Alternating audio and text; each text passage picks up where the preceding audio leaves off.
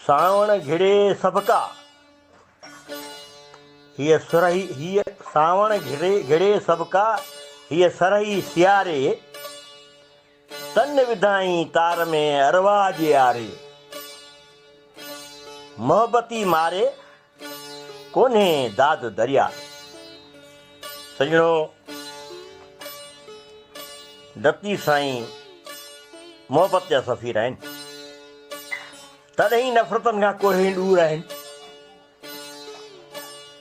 हिन सुहिणी जे बैत में इन इश्क जी उपटार आहे जंहिंजे अॻियां दुनिया जी हर ताक़त हीच आहे।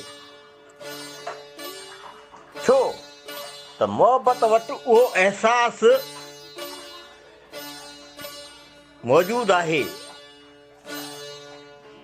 जो बिना कंहिं परवाह जे पाण खे कंहिं बि आज़माइश में उछले विझे ऐं वरी पछताए बि नथी। पको लतीफ़ जे उनजो सबबु इहो आहे त दरिया वटि दिलि न आहे, उन करे वटि दाद बि न आहे। तॾहिं त मोहब्बतियुनि खे ॿोड़े थो मारे। जे दिलि हुजे था त को अहिड़ो बेदाद बि करे आ छा? मोहब्बत करण वारी सुहिणीअ सां हेॾो ज़ुल्म न थिए हा जेकॾहिं हुन वटि दिलि हुजे हा दरिया वटि। ऐं उहा सुहिणी जंहिं लाइ लतीफ़ चवे त सावण घिड़े सबका हीअ त सरी सियारे।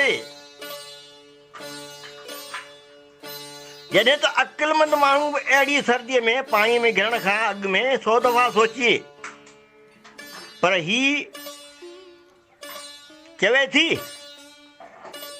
हुन बकौल कंहिं उर्दू शाइर जे हिकिड़ो गानो ॿुधंदासीं त सखीरी में तो प्रेम दीवानी मेरा दर्द न जाने कोई,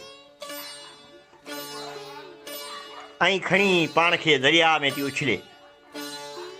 हिते लतीफ़ जो आशिकाणो नुक़्तो इहो आहे त दिलि ई सभु कुझु आहे ऐं उनजो ई हुकुम मञणो आहे। नतीजो कहिड़ो बि निकिरे परवाह न आहे। लतीफ़ त क़यामत जे ॾींहुं बि जिते हर को नफ़्सा नफ़सी जे आलम में हूंदो उते बि इश्क जो केस विढ़ण लाइ तयारु आहे ऐं चवे थो त ए दरिया तो ते दाह ॾिनसि ॾींहुं क़याम जी। हू उते बि पंहिंजे ज़ाती लेखे चोखे जी पुछाणे जी ॻाल्हि नथो करे, पर दरिया ते दाही थियण जी ॻाल्हि त करे थो जंहिं इश्क सां हेॾी बेवाजिबी करे छॾी